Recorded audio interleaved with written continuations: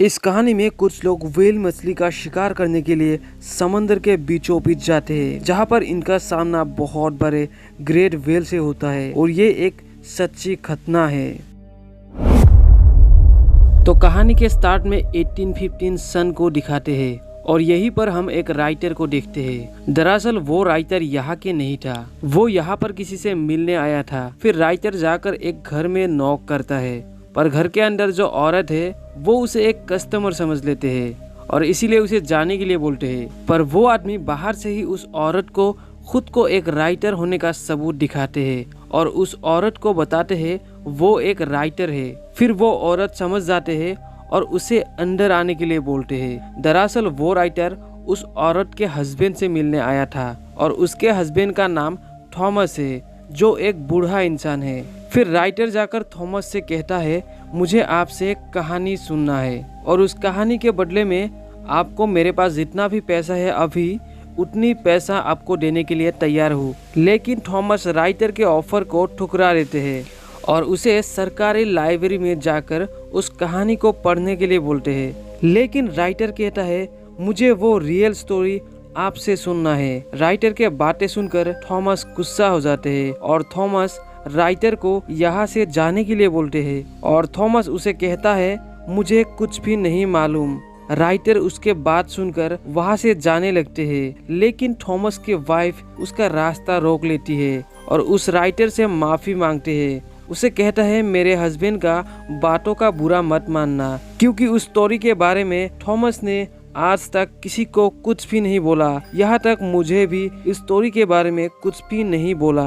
अब थॉमस के wife Thomas को रिक्वेस्ट करते हैं कि वो कहानी को उस राइटर को सुनाए और थॉमस गरीब भी था और उस कहानी को सुनने के बदले में उसे अच्छा खासा पैसा भी मिल रहा था और थॉमस उसके वाइफ के बातें सुनकर कहानी सुनाने के लिए मान जाती है। फिर थॉमस उस राइटर को पास बुलाते हैं और उससे कहता है कि मैं तुम्हें उतनी ही कहानी सुना सकता हूँ जितना तुम बर्दाश्त कर सकोगे, क्योंकि ये कोई बच्चों की कहानी नहीं है बल्कि बहुत ही खतरनाक और दुख भरी कहानी है। अब थॉमस राइटर को कहानी सुनाना शुरू कर देते हैं और ये कहानी शुरू होती है 1820 में और ये उस समय की बात है जब समंदर में व्हेल मछली का शिकार किया करता था, क्योंकि व्हेल मछली का ऑयल बहुत महंगा हुआ करता था और बहुत से लोग व्हेल मछली का बिजनेस किया करता था और लोगों में व्हेल मछली का शिकार करने का इतना ज़्यादा क्रेज था, लोग इस बात पर बेट भी लगाते थे कि कौन सा शिप ज़्यादा ऑयल लाएंगे। और वहीं पर हम एक आदमी को देखते हैं जिसका नाम ओविन है। ओविन का एक वाइफ ही है, यानी ओविन शादीशुदा है और ओविन भी एक कंपनी में ऑयल निकालने का काम करते हैं, यानी ओविन भी व्हेल मछली का शिकार करके उसका ऑयल निकालने का काम करते हैं। अब ओविन जाकर उस कंपनी के मालिक से मिलता है। कंपनी का मालिक ओविन से कहता है हम इस बार व्हेल मछली का शिकार करने हमारे सबसे बेहतरीन जहाज भेजने वाला हूँ और इस जहाज का ऑफिसर तुम बनोगे। ये बात सुनकर ओविन अपसेट हो जाता है, क्योंकि कंपनी के मालिक ने ओविन से प्रॉमिस किया था कि नेक्स्ट टाइम ओविन को ही इस जहाज का कैप्टन बनाएंगे। लेकिन कंपनी वालों ने किसी और को कैप्टन बना दिया और जिसको कैप्टन बनाया उसका नाम जॉर्ज है। दरअसल जॉर्ज का फादर इस कंपनी का पैसे वाला आदमी है और इसीलिए जॉर्ज को जहाज का कैप्टन बनाया है। पर कंपनी के मालिक इस बार भी ओविन से प्रॉमिस करते हैं कि नेक्स्ट टाइम ओविन को ही जहाज का कैप्टन बनाएंगे। पर इस बार ओविन कंपनी के मालिक पर विश्वास नहीं करते, इसीलिए ओविन के अब कंपनी के मालिक सैलरी बढ़ा देते हैं। अब इसीलिए ओविन लास्ट टाइम के लिए मान जाते हैं, पर ओविन कंपनी के मालिक से कागज पर सिग्नेचर करवा लेते हैं कि नेक्स्ट टाइम ओविन को ही जहाज का कैप्टन बनाएंगे। और ओविन अब घर जाकर अपने सफर पर जाने के लिए तैयार होने लगते हैं। पर ओविन का वाइफ ओविन से काफी अपसेट होता है और ओविन से कहता है तुम मुझे प्रॉमिस करो कि तुम जल्दी सही सलामत वापस आओगे। और उसका वाइफ ओविन को एक लॉकेट भी पहना देते हैं। अब हम उस दिन को देखते हैं जिस दिन इन्हें समंदर में जाना होता है और जॉर्ज का फादर भी जॉर्ज को ऑल द बेस्ट कहते हैं और बहुत सारे लोग भी इन सब को देखने के लिए आते हैं। इन सब आदमियों के बीच एक लड़का भी वहाँ पे होता है जिसका नाम थॉमस है। दरअसल ये वही थॉमस है जो हमें अभी कहानी सुना रहा है। और इस शिप में ओविन का बचपन का दोस्त भी होते हैं। और अब ओविन कैप्टन जॉर्ज से मिलता है और यही से कैप्टन अपना रौब दिखाना शुरू कर देते हैं। पर अब ओविन कुछ भी नहीं कर सकते क्योंकि कैप्टन तो जॉर्ज है और कैप्टन के अंदर ही ओविन को काम करना था। फिर इनका जहाज समंदर की तरफ बढ़ना शुरू कर देते हैं। पर कुछ दूर जाने के बाद ही जहाज में कुछ खराबी हो जाती है और जहाज रुक जाती है। पर ओविन को इन सब का अच्छा एक्सपीरियंस था, इसीलिए ओविन जल्दी ही इस प्रॉब्लम को सॉल्व कर देते हैं। पर कैप्टन जॉर्ज उसका ये स्किल देखकर बहुत ज़्यादा जलन हो जाते हैं क्योंकि कैप्टन जॉर्ज को ऐसा कुछ एक्सपीरियंस ही नहीं था। और कैप्टन जॉर्ज इस बात का बदला ओविन से रात को डिनर के टाइम लेते हैं। जॉर्ज ओविन से कहता है तुम गरीब हो और बहुत सारी बातें कहकर ओविन का बेइज्जती करता है। ओविन से बेइज्जती बर्दाश्त नहीं होते और ओविन वहां से उठकर बाहर चले जाते हैं। दरअसल यहाँ के गरीब मजदूरों को अच्छा खाना भी नहीं दिया जाता है। अब दूसरे दिन जॉर्ज फिर से ओविन पर ऑर्डर लगाते हैं और ओविन ना चाहते हुए भी जॉर्ज का बातें मानना पड़ता है। पर तभी ओविन का ध्यान सामने से आने वाली एक तूफान पर जाते हैं और ओविन जाकर ये बात जॉर्ज को बताते हैं। ओविन जॉर्ज को बताते हैं हमें रास्ता बदलना होगा। पर जॉर्ज ओविन के बातें नहीं मानते। जॉर्ज ऑर्डर देते हैं जहाज को तूफान के अंदर ले जाने के लिए। और जब जहाज तूफान के अंदर जाते हैं तो जहाज तूफान के अंदर फंस जाते हैं। ओविन जॉर्ज पर चिल्लाते हैं कि हमें जहाज को वापस मोड़ना होगा। पर जॉर्ज ऐसा नहीं करते। जॉर्ज खुद एक कैप्टन होने का रौब ओविन के ऊपर दिखा रहा था। फिर शिप और बड़ी तूफान के अंदर चला जाता है। पर ये लोग किसी तरह जहाज को तूफान के अंदर से निकालने में कामयाब हो जाते हैं। फिर जॉर्ज ओविन को केबिन में बुलाते हैं और ओविन को कहते हैं हम वापस जा रहे हैं और तुम मुझे आइलैंड में जाकर सबके सामने सॉरी बोलोगे। दरअसल कैप्टन अब वापस जाना चाहते हैं। ये बात सुनकर ओविन कहता है हम यहाँ से खाली हाथ नहीं जा सकते क्योंकि बहुत सारे लोग ऑयल का इंतजार कर रहे होंगे और कंपनी के लोग भी हमारे ऑयल आने का इंतजार कर रहे होंगे। ये सब बात बोलकर ओविन जॉर्ज को मना लेते हैं और जॉर्ज फिर से व्हेल का शिकार पर जाने के लिए मान जाती है। अब ये लोग 3 महीने का सफर करने के बाद उस जगह पर पहुंच जाती है जहां पर बहुत सारे व्हेल मछली है। ये लोग व्हेल का शिकार करने के लिए छोटे छोटे बोट में पानी में उतर जाते हैं और ओविन एक व्हेल पर हमला कर देते हैं। उस व्हेल को मार देते हैं और ये लोग उस व्हेल को काट कर बोट में ले आते हैं और उसका तेल निकालने लगते हैं। अब ये लोग एक व्हेल का ऑयल तो निकाल लेते हैं पर दूसरे दिन से ही यहाँ से सारे व्हेल मछली कहीं चली जाती है। यहाँ पर एक भी व्हेल मछली नहीं होते।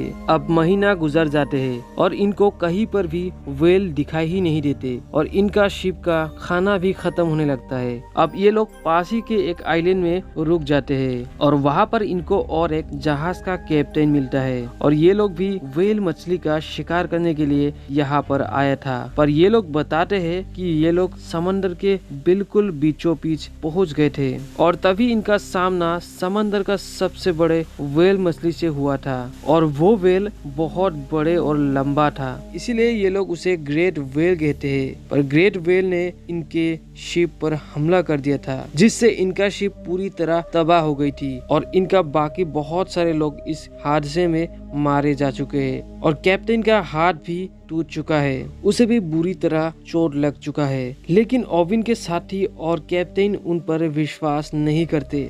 ये लोग सोचते हैं यहाँ के कोई ये प्रसिद्ध कहानी होगा, लेकिन फिर भी अब ओविन के लोगों को लालच आ जाते हैं उसी ग्रेट व्हेल का। अब ये लोग भी उस ग्रेट व्हेल का शिकार करना चाहते हैं, इसीलिए ये लोग भी उसी तरफ आगे बढ़ना शुरू कर देते हैं और इसी दौरान ये लोग 14 महीनों का सफर पूरा करते हैं। ये लोग भी समंदर के बीचों बीच पहुंच जाते हैं। उस जगह पर पहुंच जाते हैं जिस जगह के बारे में उस आइलैंड के कैप्टन ने बोला था और इस जगह पर ही वो ग्रेट व्हेल भी है। अब ये लोग हथियार लेकर छोटी बोट में बैठ के पानी में उतर जाती है। फिर ये लोग आगे बढ़ ही रहे थे तभी इनके एक बोट पर वो ग्रेट व्हेल हमला करके इनको पानी में गिरा देते हैं और इनको अब विश्वास हो जाते हैं ये वही ग्रेट व्हेल है जिसकी बातें उस आइलैंड का कैप्टन ने बताया था। फिर ग्रेट व्हेल वहां से जाने लगते हैं, पर इनकी दूसरी टीम बोट में ही था। अब दूसरी टीम एक व्हेल मछली पर हमला कर देते हैं और एक दूसरा व्हेल को मारने में कामयाब हो जाते हैं। पर व्हेल के शिकार करते ही उस ग्रेट व्हेल को पता चल जाते हैं और वो ग्रेट व्हेल इनके बड़े जहाज पर हमला कर देते हैं और इनके बोट अब डूबने लगते हैं। कैप्टन जॉर्ज उस व्हेल को वहीं पर छोड़ के बोट की तरफ जाते हैं क्योंकि बोट डूबने लगा था। कैप्टन अब सबको बताते हैं कि जितने भी लोग हैं सभी छोटी बोट में आ जाए और जितना भी खाना पानी की चीजें हैं उसे भी साथ में ले ले। इन सभी को छोटी बोट में लाया जाए। उसके बाद ये लोग वहां से निकलने के लिए समंदर के मैप का इस्तेमाल करते हैं। ये लोग 3 छोटी बोट में बैठ जाते हैं, पर इन लोगों को यहाँ से निकलना इतना आसान नहीं है। ये लोग फिर से एक तूफान में फंस जाते हैं, पर तूफान से तो ये लोग निकलने में कामयाब हो जाते हैं। पर इस तूफान में ओविन के बचपन का दोस्त घायल हो जाते हैं। अब धीरे धीरे दिन गुजरने लगते हैं। ओविन उसके बचपन के दोस्त का ख्याल भी रखते हैं, पर बाकी लोग उसका ख्याल नहीं रखते और अब दिन गुजरने के साथ ही इनका खाना भी खत्म हो जाते हैं और ये लोग भूख प्यास से बेहाल होकर मरने की कगार पर आ जाते हैं। ये लोग बहुत ज्यादा कमजोर हो जाते हैं और तभी इनको सामने एक आइलैंड दिखाई देती है। आइलैंड को देखते ही इनको अब एक नई उम्मीद मिलता है और अब ये लोग उस आइलैंड की तरफ जाने लगते हैं। पर तभी ग्रेट व्हेल आकर इनके तीनों बोट को तहस नहस कर देते हैं। पर किसी तरह ये लोग लहरों के साथ उस आइलैंड में पहुंच जाते हैं। पर इन लोगों के हालात अब भूखे राक्षस की तरह हो जाते हैं। आइलैंड में इन्हें जो भी मिलता है उसे खा जाते हैं क्योंकि ये लोग बहुत दिनों से भूखा प्यासा होता है। अब ये लोग वहां पर आग लगाते हैं क्योंकि आग की धुएं से इन्हें कोई देख सकता है।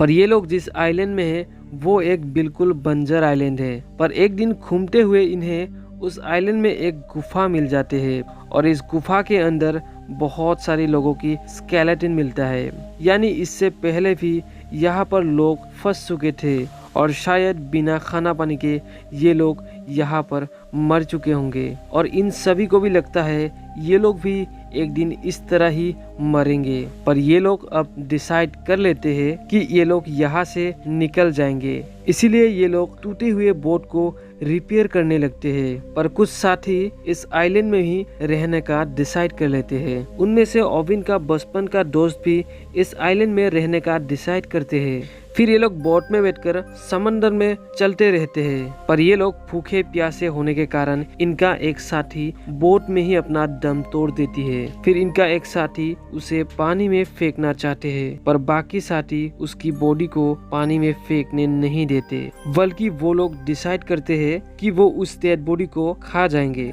हालांकि वो लोग ऐसा करना नहीं चाहते, लेकिन अगर उन्होंने उसे नहीं खाया तो वो लोग भी भूख से मर जाएंगे और उसके अलावा दूसरा कोई रास्ता भी तो नहीं है। फिर ये लोग ना चाहते हुए भी उसके बॉडी को खा जाते हैं और अब कहानी प्रेजेंट टाइम में आते हैं। अब बूढ़ा थॉमस इस बात से बहुत ज्यादा रोते हैं कि उन्हें अपने साथी का ही डेड बॉडी खाना पड़ा। फिर वहाँ पर थॉमस की वाइफ भी आ जाते हैं क्योंकि थॉमस की वाइफ ने भी चुपके से ये कहानी सुन रहा था, इसलिए वो भी रोने लगते हैं। थॉमस की वाइफ भी थॉमस की दुख को फील करते हैं। फिर थॉमस की वाइफ कहता है कि आगे क्या हुआ। अब आगे ओविन और उसके साथी 1 महीने से भी ज्यादा समय तक समंदर में फटक रहे थे और भूख की वजह से इन सभी का हालत बहुत ज्यादा खराब हो जाते हैं। फिर ये लोग आपस में ही एक गेम खेलने का डिसाइड करते हैं। दरअसल जो इस गेम में हारेंगे उसे ये लोग मारकर खा जाएंगे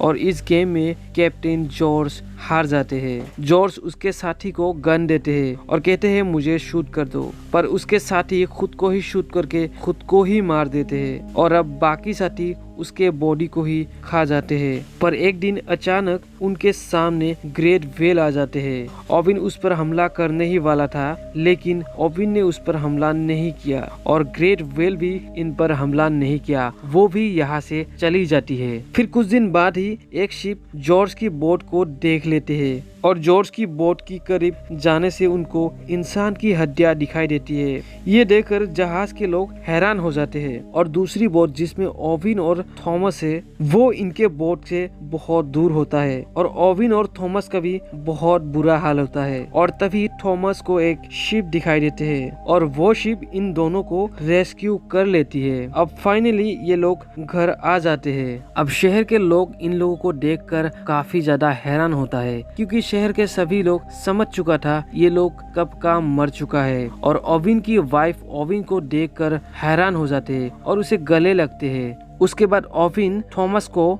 निशाने के गिफ्ट व्हेल पिन का एक चेन देते हैं। उसके बाद कंपनी ने ओविन और जॉर्ज को बुलाते हैं। दरअसल समंदर में क्या हुआ ये पूरी कहानी को जानने के लिए इन दोनों को कंपनी में बुलाया जाता है। ओविन को पता था कंपनी वाले उसके बातों पर विश्वास नहीं करेंगे, इसीलिए ओविन कैप्टन जॉर्ज से कहता है तुम कैप्टन हो और तुम इन्हें सब कुछ सही से बता दो। जॉर्ज पहले तो कुछ नहीं कहते पर अब जॉर्ज पूरी घटना को कंपनी वालों को बता देते हैं। पर फिर भी कंपनी वाले इस स्टोरी पर विश्वास नहीं करते। अब ओविन अपने दोस्त को जो वादा किया था जो उस आइलैंड में रह गए थे उन्हें लाने के लिए बोट भी भेज देती है, लेकिन तब तक उन सभी लोगों का उस आइलैंड में मौत हो चुका होता है और यहीं पर ये कहानी खत्म हो जाती है।